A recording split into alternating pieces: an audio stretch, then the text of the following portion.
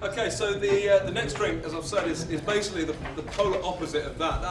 Although it looks very simple, it's quite complex. The one that I've done next was literally built around the thought process of, okay, obviously, firstly, the flavour profile at the heart of it, it has to balance well with the actual gin itself. So what works well, you've got things like cardamom and licorice, as we've already talked about. Well, apple juice, obviously, apple and cardamom, apple and licorice, apple and ginger, works incredibly well. These are all elements of the flavour profile of Sloanes gin. Earl Grey tea for the citrus notes. So the bergamot that you get in Earl Grey tea that balances incredibly well with the citrus notes, as we've already talked about, from the fresh oranges and fresh lemons that go into the distillate. And that's it. It's literally a highball that consists of equal parts Sloane gin to Earl Grey tea, which has been strongly brewed, top with apple juice.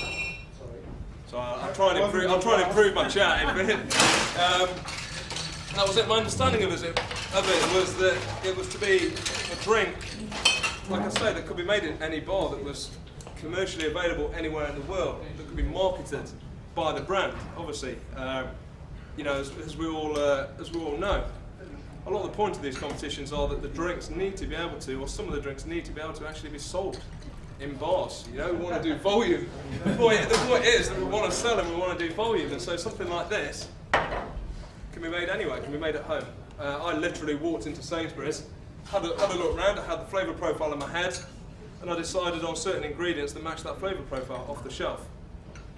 And that's where I got with it, basically. Like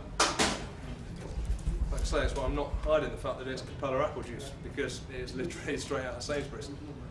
So top that with apple juice, and I'm going to garnish it with sage leaves. Again, for that sort of floral, delicate, botanical element of it. You know, just give it a slight twist, something that's simple but complicated. For the consumer at home, it's a nice little difference, you know, to having maybe a mint sprig or something like that. But actually, it's something that's incredibly simple, that adds an extra dimension, if you like, to the drink itself. 45 seconds. Cool. So sage leaves, and just a nice little slice of apple as well, just in the side. Just a very simple highball cooler.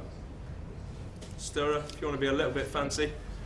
And there we have it, that's the Botanist.